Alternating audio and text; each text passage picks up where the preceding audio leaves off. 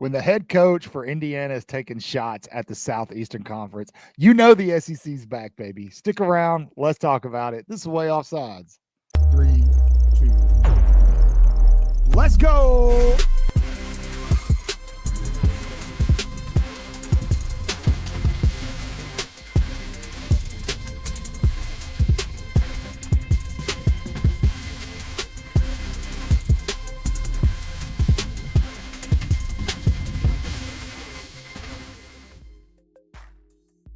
Good morning, good evening, good afternoon, whatever the case may be. Welcome to Way Offsides, your favorite Alabama talk show here on YouTube. We do everything everybody else does, just a little differently. We like to have fun with it. Still a little under the weather, so if I get a cough or something in here, I apologize, but I will try my best to keep it as professional as possible. Hence the forward-facing ball cap, reaching into my Clinton Lamb bag today, doing my best Clint Lamb impression, the best in the business. Figured if you want to be the best, you got to imitate the best, right? Just kidding, Clint. We love you. Man, a lot of storylines, a lot of sound bites coming out this week. You've got Tommy Castellanos doubling down on his Alabama trash talk. We'll talk about that tonight live at 8 p.m. on our show. But another comment just kind of got me really hyped because it made me feel like I felt 10, 15 years ago when everybody just despised the SEC. For those of you who don't know, other conferences also had media days, just like the SEC does. I know a lot of us like to stay in our Southeastern Conference bubble, and that's fine. Nobody's faulting you for that. I get it. Every other conference sucks. So why would you not stay in the bubble? But outspoken head coach of Indiana, Curt Cignetti, had some things to say about the SEC and how they schedule. And it really set the internet on fire. On3 dropped it yesterday. Basically, Cignetti trash talked the conference. And we're going to talk a little bit about that because I think it's hilarious that a guy like Cignetti is crashing out over the SEC when he is a non-mother-frickin' factor.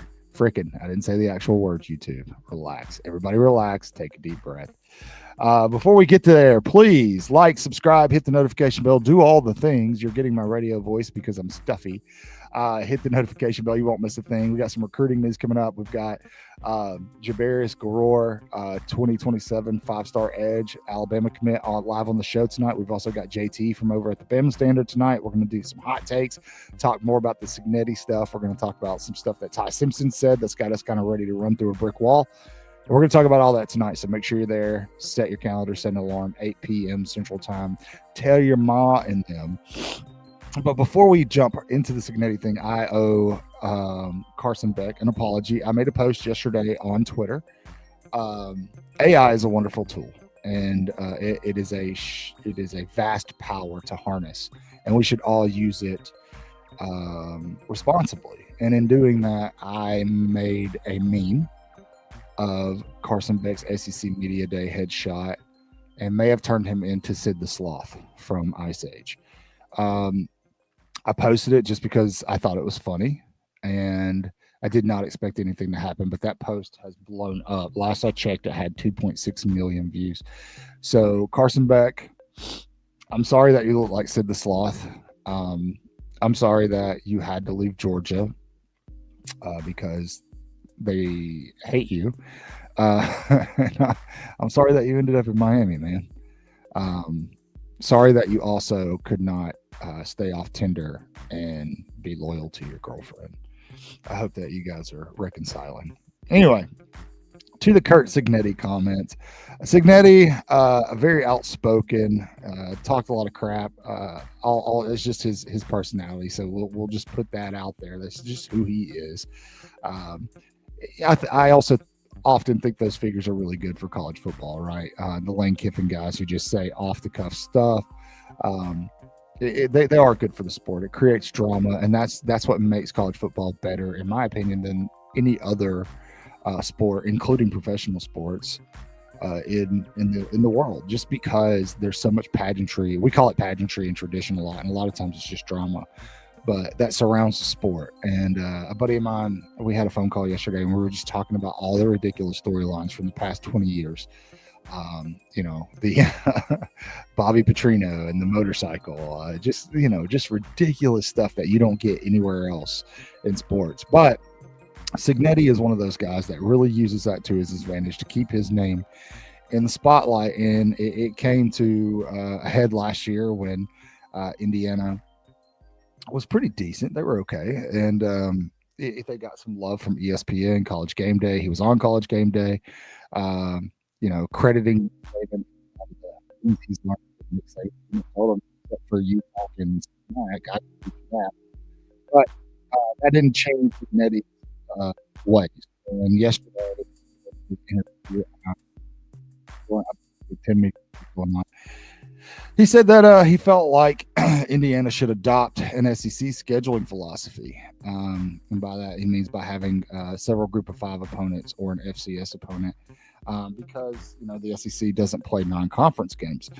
Well, the Big Ten wants the SEC to play non-conference games. The SEC won't budge, which is smart.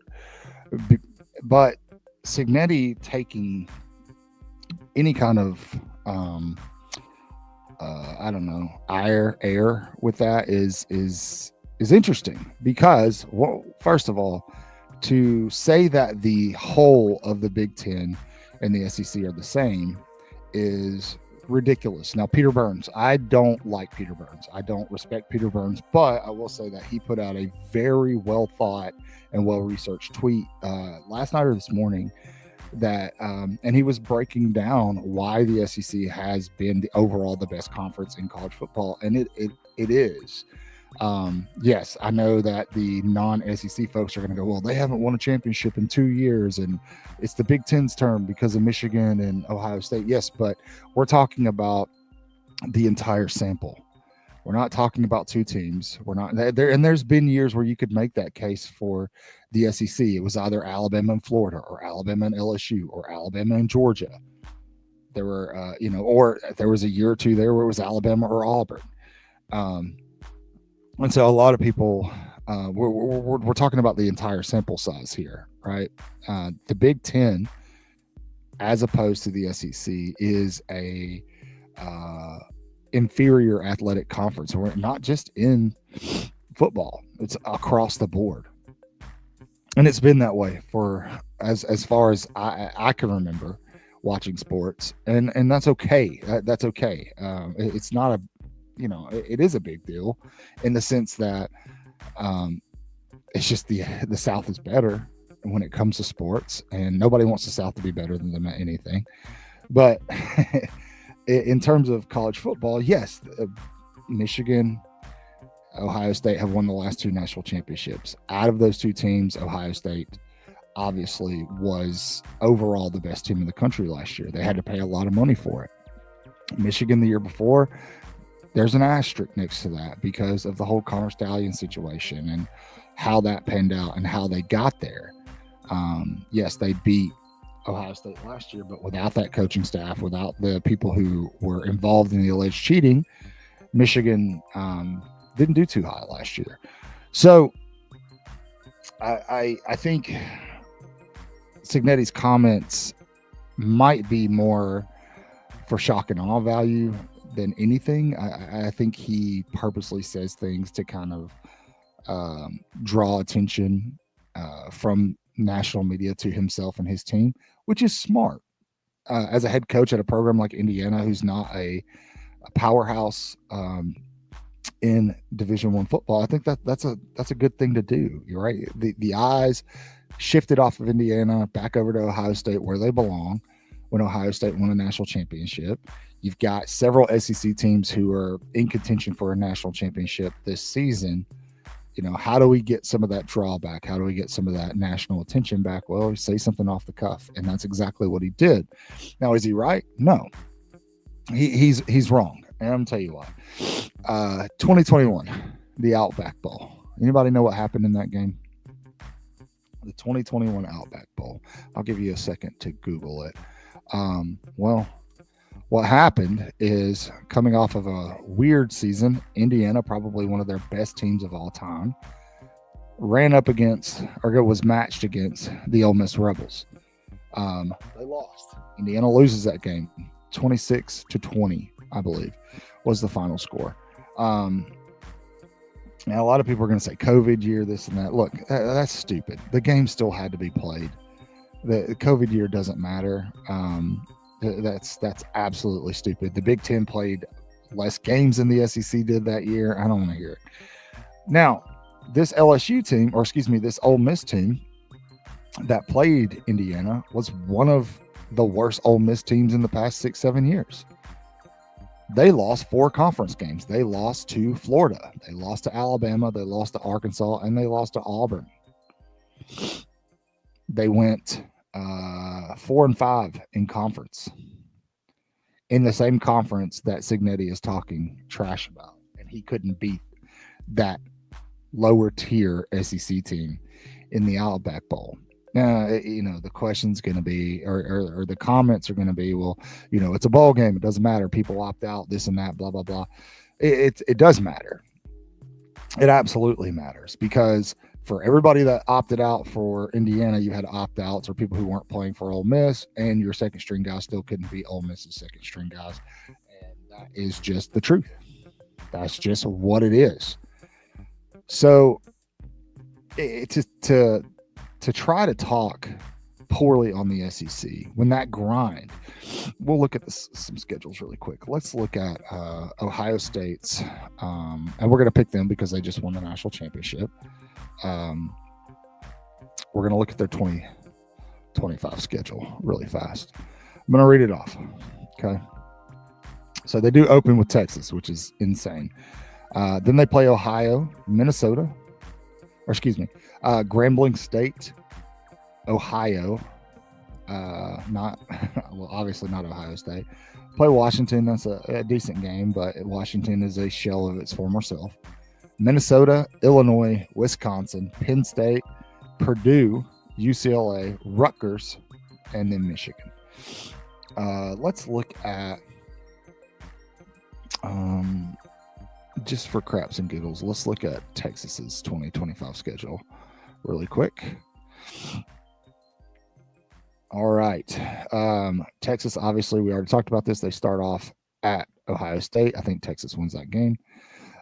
San Jose State right after that. UTEP, Sam Houston. Not looking good, right? Cotton's comparison is not looking good. Well, sorry. Then they go to the Swamp to play Florida. Then Oklahoma. Then Kentucky. Then Mississippi State. Then Vandy. Then Georgia. Then Arkansas. Then Texas A&M. That is 1, 2, 3, 4, 5, potentially 6 top 25 teams right off the bat, and Ohio State will play 1, 2, it looks like, right off the bat. 3, excuse me, Penn State. They'll play 3 in the regular season. Now let's look at Florida's schedule. Notoriously ridiculous. We know this. Florida will open up on August 30th against LIU. Then they play South Florida. That is not a conference opponent, but South Florida is no scrub. Alabama fans know this all too well. Then they go down to Death Valley. They will play in Baton Rouge at night. They've got Miami, Texas. Good Lord. LSU, Miami, Texas, Texas A&M. That's 4 weeks right there, just for Florida. Mississippi State. So potentially they catch a little bit of a break there. Then Georgia, then Kentucky, then Ole Miss, then Tennessee, then Florida State. You can see what I'm saying. The schedules are not the same. They're not. The conferences aren't created equal as much as Big Ten coaches want it to be, so that they've got complete bragging rights when their conference wins a national championship. They're not the same. And that's just the truth of it. It's hard for you to swallow. It's hard for you to digest.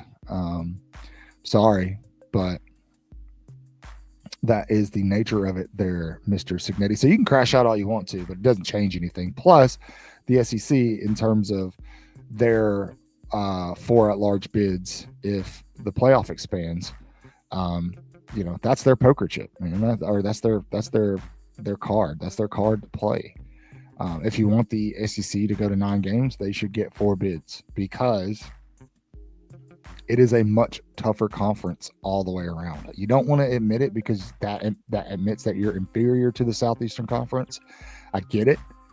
I get it. Nobody wants to swallow their pride and say, hey, I'm not as good as this guy, that guy. But historically, it's true. And even though you have Miami and Ohio State, who have won the last 2 national championships, as a whole, the full sample size of the conference, it still remains true. It absolutely does. Absolutely does. Now, you've knocked off some heavy hitters in the past couple of seasons. I get it. Alabama's gotten beat by Michigan twice.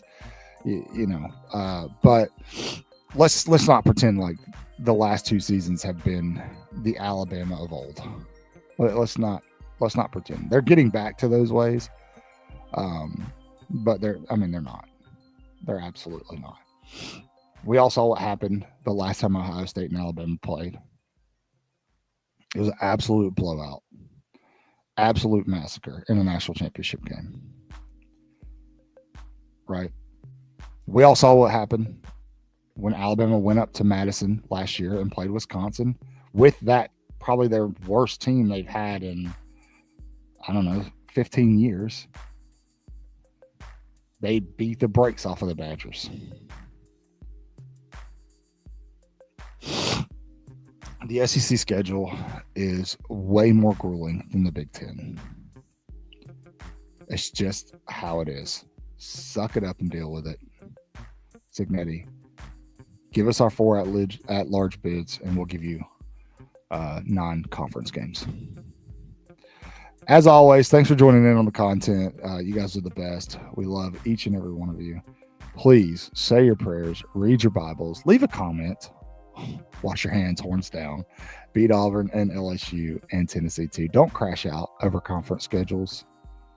Just enjoy the game. Roll Tide.